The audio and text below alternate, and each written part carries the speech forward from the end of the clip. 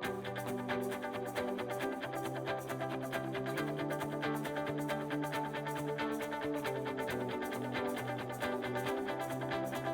the Forum 360, I'm your host, Leah Love, where we have a global outlook from a local view. I am so excited today because it's not often we get to talk about the journeys, the behind the scenes of who we see representing us. And today we have Representative Veronica Sims of Ohio House District 33, and she's going to talk about her political journey. So welcome.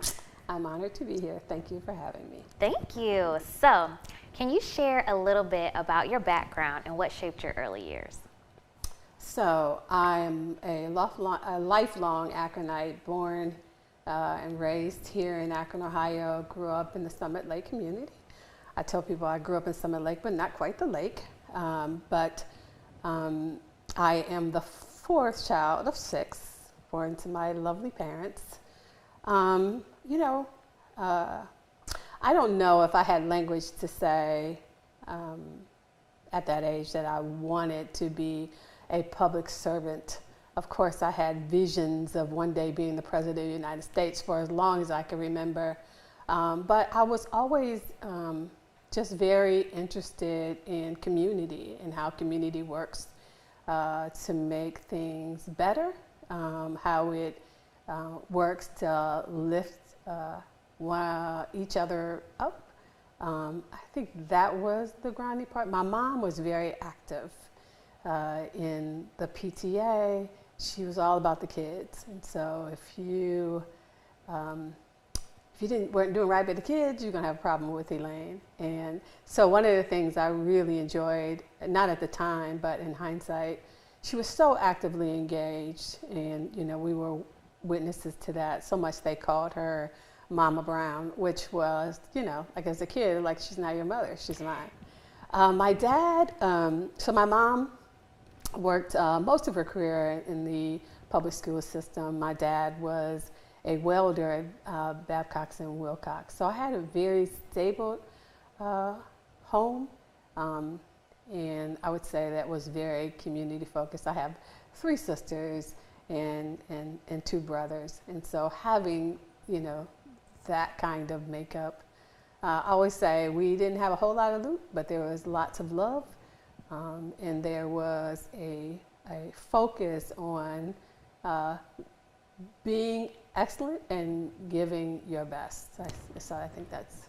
Would you say that you were always outspoken, or did that kind of develop as you? I think I was always outspoken. My little sister, my youngest sister, I shouldn't call her my little sister, always had this little thing, and she would say how they would call her Miss Brown. She's in the 3rd grade, but I think part of that, she was so tenacious, and I think I could say that for most of us, they would call her Miss Brown, and I knew that because I got the same thing. I don't think they were saying it to be mean, but just acknowledging there was something about our tude that was a little different. Okay, well, tell me this. Was there a moment or an experience in your childhood that planted this seed for public service? Or not even maybe as you were going along, was there a moment that you can remember?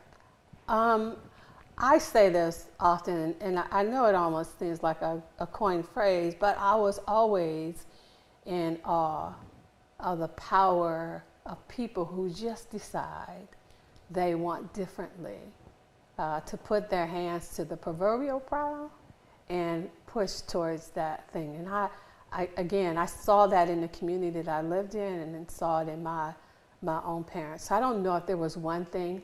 I think if I'm honest, it's in my DNA. So I came here with this.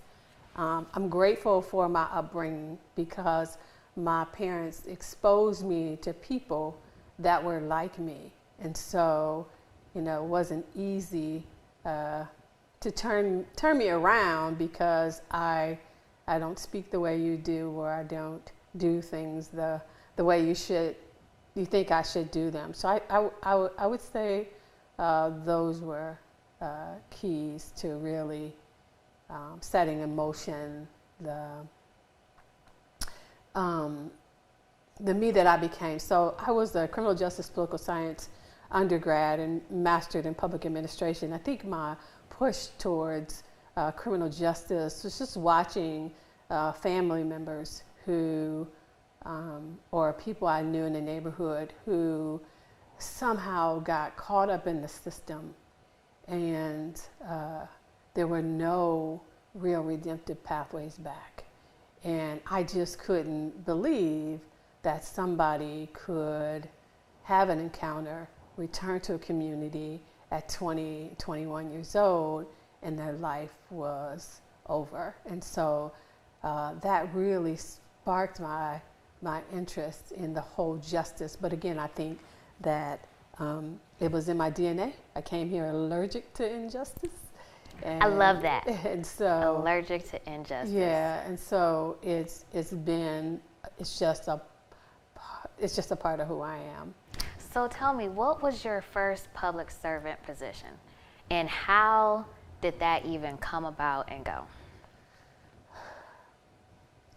I think anytime you're offering service, whether that's in a formal position that someone's sanctioned, or that you see something that needs to be righted, or that you think that you can add some value to, and you participate in that, I think that's public service.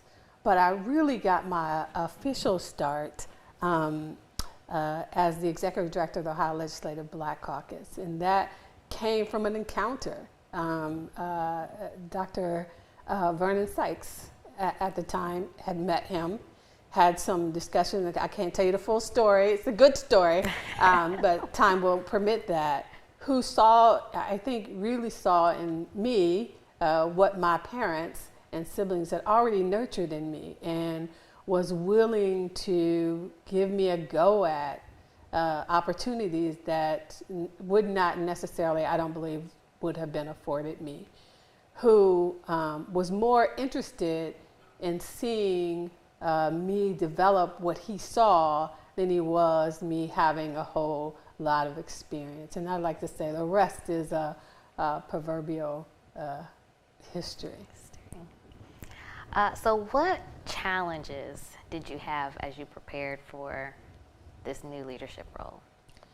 So I don't know if I've had the privilege to serve on the Akron School Board, Akron City Council. I served as the first black woman to serve as president of Summit County Council, both president and vice president, and now here at the state level. I like to say, honestly,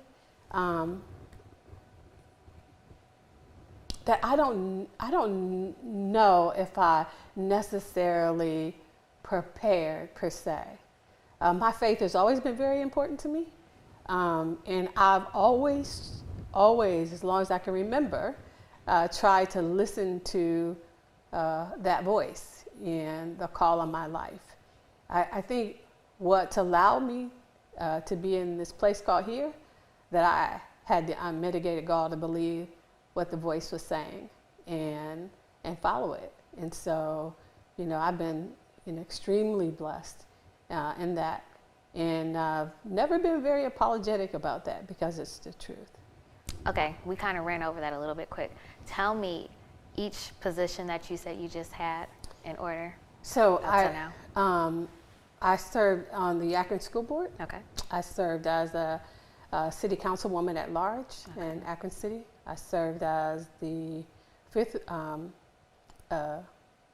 County Council, 5th District, both as vice president and president before I went to, for 2 terms before I went to the Ohio legislature, and now serving in the Ohio legislature. Yeah. Congratulations. Yes. So you just mentioned Dr. Vernon Sykes. Did you have any others who helped guide you along the way? I think, again, I go back to my upbringing, the community that I lived in, and the exposures of my parents. There are always women specifically in my life who may not have been living in the public view, but they were creating good space in their homes and in the communities that they lived. And they were tenacious, and they were focused, and really women that that I wanted to emulate or some part of their life. And I think I bring all of those things with me, even now. Did I have a mentor? Not one, but I would use that language around.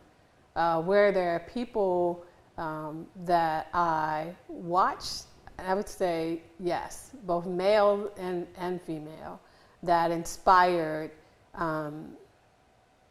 what I am today. I honestly believe that we are all born with a purpose. I believe that we all are trees. I believe that we all start from a seed, and how we develop, how we flourish, whether we reach our full bloom, is contingent. It's contingent on where we're planted, the soil around us, how we're watered, if we're watered. And when those things do not happen in the way that they should, they can really thwart our growth. I have been blessed, again, to be planted in some good gardens. I mean, I'd say even you, watching you and the way that you inspire in just the world in which you operate, you know what I mean? I really do count it a privilege to be here talking to you. I've always admired you, and I don't think I've ever hesitated to say that. And I think it's not any necessarily that people who have walked this journey before who said, "Hey, why don't you come along with me?" It was people who saw, you know, things that I didn't see, who helped me along. I think about those people who have walked similar journeys, like a Barbara Sykes, like a Lyndell Mobley, and Margot was kind of like not necessarily, well, yeah, she was before me, but I mean, to see people like, to have a county executive that's a woman who are breaking barriers. I mean, there's just women all around us. But I have to say too, but it hasn't, again, been necessarily those people. It's the everyday people. Everyday people who are passionate about what they are passionate about, especially those who would dare look beyond their own immediate needs to see the needs of other people. I grew up I was a part of the community action movement, the maximum feasible participation of the poor, to make sure that we're not letting things happen to them, but that things are happening with them, that they have a voice in how do we move from this place of insufficiency to having enough. I like that, a voice. And if you are just tuning in, we are talking to Representative Veronica Sims of Ohio House District 33 about her political journey. So, in being a voice for people, have you had any defining moments along your career that you felt like I really made an impact for somebody who was voiceless? Oh yeah, I think that's my whole life, and I don't necessarily tally it. I just know it when it's happening, because it's happening every day. Do you have any recent stories or? Just any. I think the thing that probably tugs on my heart the most is when I can't get people, the resources that they need. Sometimes there's one thing. I think it's just being intentional to remember there are people who live differently than you. Doesn't make them better than you, and it doesn't make them less than you. And to be sensitive enough to know, although it's not a prioritized need for you, it's a need for them, and that it makes a difference in their lives. I don't care whether it's I need to get food, or I need a letter of recommendation from someone, or that my child is in the penitentiary, they've been ill, I haven't been trying to make those connections to bring a sense of, I do see you, I do represent you, but also to add to their peace and their confidence in systems that sometimes they're not as confident in. To be able to play a role and represent that connection, I think is priceless. And going back again, I don't tally it, it just happens every day. Mm-hmm. Yeah, that's good to know. What do you think people misunderstand most about the work that you do? Or the work that public servants, politicians, everyone does? I think today, people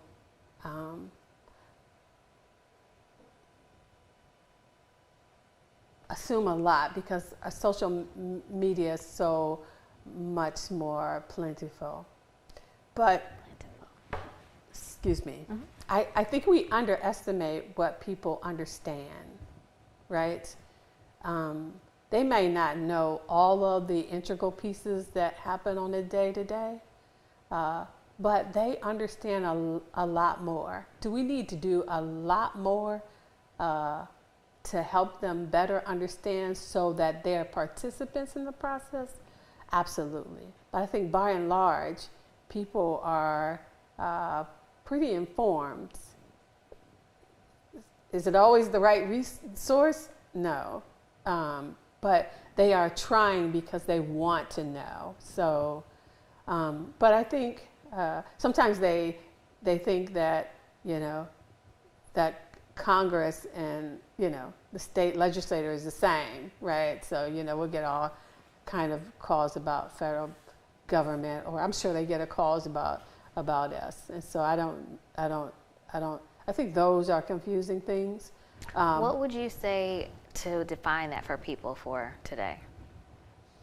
The Congress versus state. The U.S. Congress, and I just remind them that we have local, we have state, and we have federal, and just kind of lay those things out. So what happens? They almost mirror one another. We have a court system, we have an administrative system, we have a legislative body at the local level, which is your city councils, your mayor, your township leaders, and then your court systems, and those, just trying to help them understand that happens at every level of government.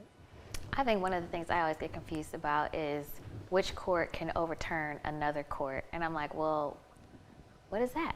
So yeah, that's a job for some judge. Yeah. But those are just some of the thoughts that I have. Sometimes I get confused about. Okay, so what should young people know about navigating the political process and space if this is what they want to do?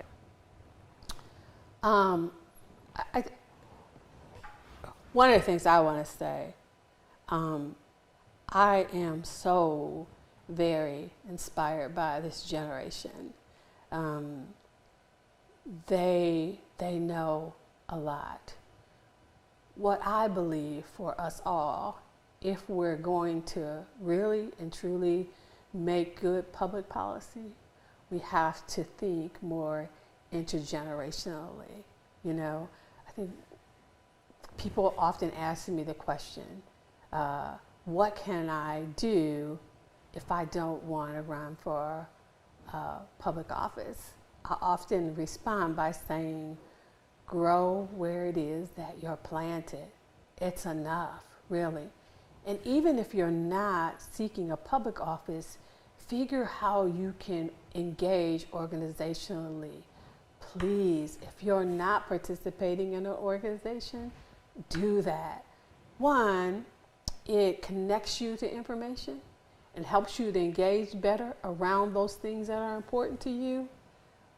So you don't feel the anxiety of not knowing. Now, should you know, I have this whole thing, I remember Holy Spirit just sharing with me, is everything you need to know, you can know if you're willing to do what it takes to know it.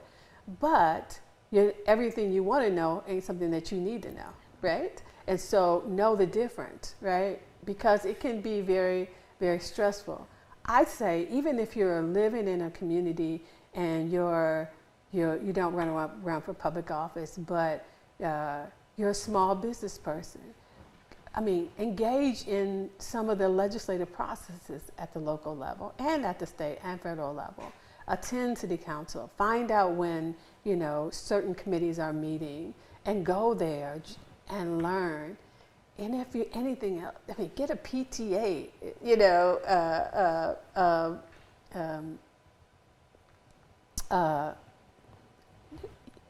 a membership. You know what I mean? We all live in school districts. Find a school that you want to do some support in their cluster, and get a membership and become a part of that. So. That's good to know. Yeah. What do you see as the biggest challenges facing our community today? There is I think, often a lingering sense of hopelessness, or when will things get better? When will, our material conditions change? But by the same token, I also see this hope that just rings eternal among every generation. So I think there's a combination of those days where there's a lot of people feeling overwhelmed and not being able to really feel as if they can see their way forward. But there's still an undergirding sense of hope, I think, that we really need to nurture so that it continues to spread. And then what would you hope your legacy would be when people look back at your journey? People talk about a legacy. I really don't. I've been so incredibly blessed. I say this, I keep saying it because it's true. And, I've been married for 30 years. I have a daughter, and I have my first granddaughter that